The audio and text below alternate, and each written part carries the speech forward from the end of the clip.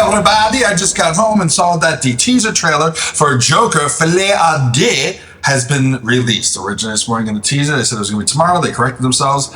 It's today. Before we get started, I'm in the last reaction video to Star Trek Discovery. I was using the Rode Wireless Go 2 mic, and it just kept crapping out on me. And so I'm in the process of hooking up a much better shotgun mic, but all the equipment isn't arriving until tomorrow. So we're doing the webcam Logitech Brio microphone, and it's probably gonna suck. So I'll put as many filters as I can, but please forgive me how incredibly amateur. The first movie was pretty cool because I saw it in a kind of an older theater, no stadium seating, so it kind of gave me that vibe of theaters back in the time when the first film took place. I grew up in the Bronx where they shot a lot of it. I know those stairs all too well. Thankfully, that wasn't part of my commute, but good Lord, when you have to go up and down those things, it's a friggin' nightmare. And I said, oh, that little girl Nora's here. She's in heat, so don't mind her.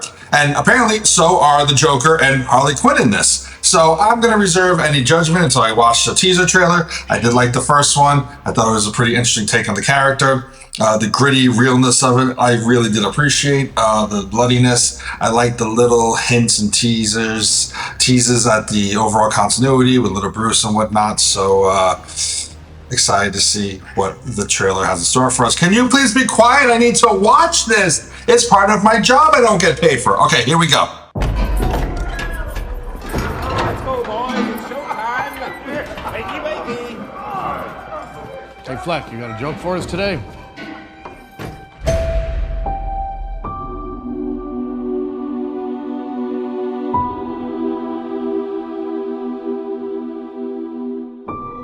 We use music to make us whole,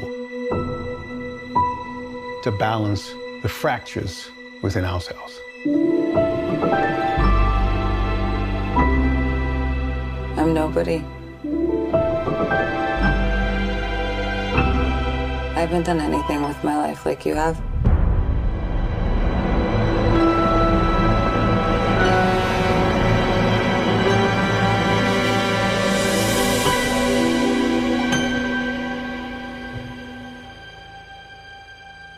Let's get out of here.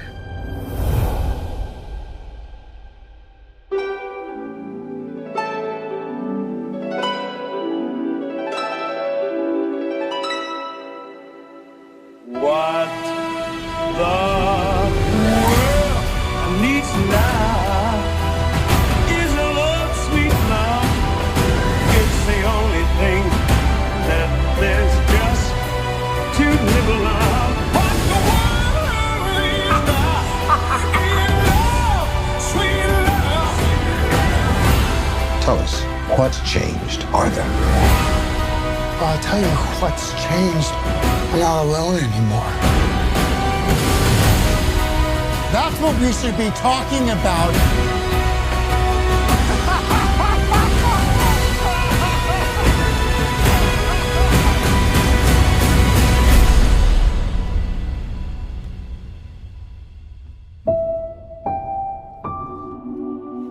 I want to see the real you.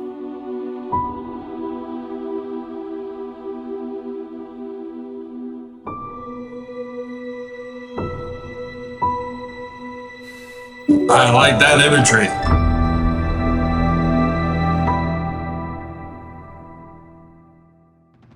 I liked that. I know a lot of people are very much on the fence about this basically being a musical, but it makes sense to me just because that's, they're in Arkham Asylum or Arkham Hospital, whatever they're going to call it this, which coincidentally, where they shot the exteriors for that was like half a mile off from my old apartment in Bay Ridge, Brooklyn. They live in a fantasy world. They escape that way. Their reality is half in our real world and half in their minds. And so I think that falling in love is a musical love story in your heads, just showing how absolutely detached from the real world they are. Be a great dive into their psyche. I'm fully with it. I do hope that they still have very real world interactions and scenes, and they get out of Arkham. Let's get out of here, as you said, and that they have a larger impact on Gotham as a whole, and that they continue to sprinkle in little bits and pieces of, you know, foreshadowing to the overall narrative with Batman and others in the Rogue Gallery and whatnot. What do I think about Gaga playing Harley Quinn? I mean, look, Margot Robbie is gorgeous. She looks the part. She sounds the part. But especially in the first Suicide Squad, it was poorly written. There was only but so much you could do with that role. The Suicide Squad, the second one, I thought was hilarious and whatnot. Is it the kind of Harley I want to see? No, I want to see Harley as she originally was in the cartoon, the animated series. But this interpretation of both, you know, going with the Arthur Fleck backstory for Joker and this Harley Quinn, I think she's an incredibly talented human being, and including that is acting. That's not a real sentence. That's terrible English right there, Shane.